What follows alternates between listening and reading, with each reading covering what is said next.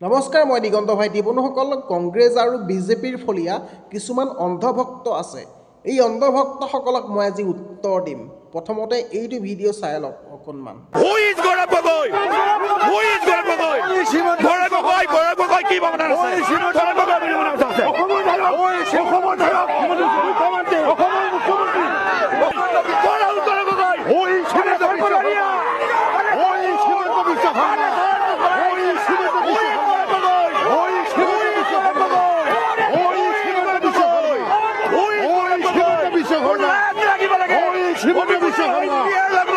চালে বন্ধুসকল, আপোনালোকে ভিডিঅ'টো চালে দেখিছে কেনেকৈ হুইজ হিমন্ত বিশ্ব শৰ্মা, হুইজ গৌৰৱ গগৈ এনেকৈ যে কৈ আছে। এইবিলাক আচলতে কংগ্ৰেছ আৰু বিজেপিৰ মুতনি খোৱা চোৱা চেলেকা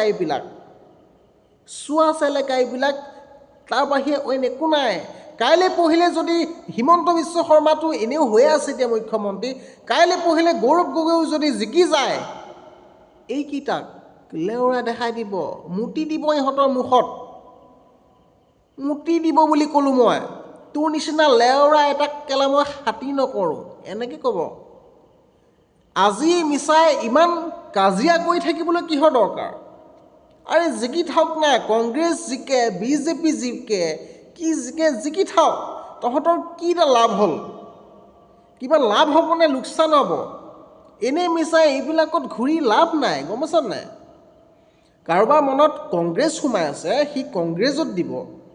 কাৰোবাৰ মনত বিজেপি সোমাই আছে, বিজেপিক ভোট দিব। কথা হ'ল সিমানেই। এনেকৈ হুইজ হিমন্ত বিশ্ব শৰ্মা, হুইজ গৌৰৱ গগৈ জিন্দাবাদ, আমুক তামুক, এইবিলাক কি লাভ? কাজিয়া লাগি লাভ নাই। কালি নে পৰহি বৰদোৱাত এখন ডাঙৰ কাজিয়া হৈ গৈছে, বহুত মাৰপিট হৈ গৈছে।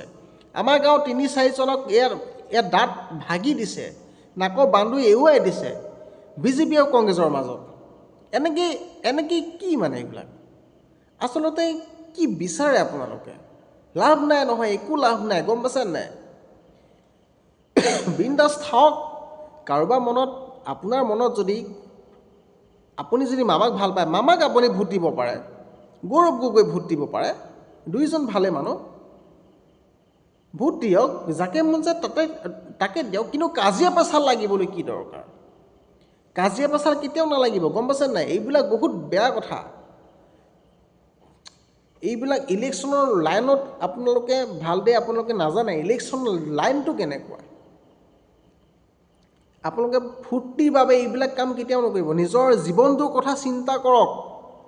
কাইলৈ পৰহিলে বিজেপি মানুহ এটা আহি যদি আপোনাক মাৰি পেলাই, কি কৰিব আপুনি? আপোনাৰ লোকচান হ'ব জানো?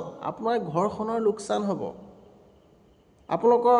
আপোনাৰ ল'ৰা ছোৱালীৰ কি হ'ব? মানুহজনীৰ কি হ'ব? মা দেউতাৰ কি হ'ব? এইবিলাক কথা চিন্তা কৰিব। বিজেপি আৰু কংগ্ৰেছৰ মাজত গৈ লাভ নাই আপোনাৰ। কাইলৈ পৰহিলে সিহঁত ৰজা হৈ যাব জিকাৰ পিছত, কিন্তু আপোনাক লেওৰা ঘেণ্টা দেখাই দিব, গম পাইছে নাই? গতিকে বাদ দিয়ক। তো আপোনালোকৰ ভিডিঅ'টো যদি ভাল পালে লাইক কৰিব, কমেণ্ট কৰিব, শ্বেয়াৰ কৰিব, আৰু যদি নতুনকৈ চেনেলটোলৈ আহিছে ছাবস্ক্ৰাইব কৰি দিবলৈ নাপাহৰিব। ধন্যবাদ। জয় আই অসম, জয় ভাৰত।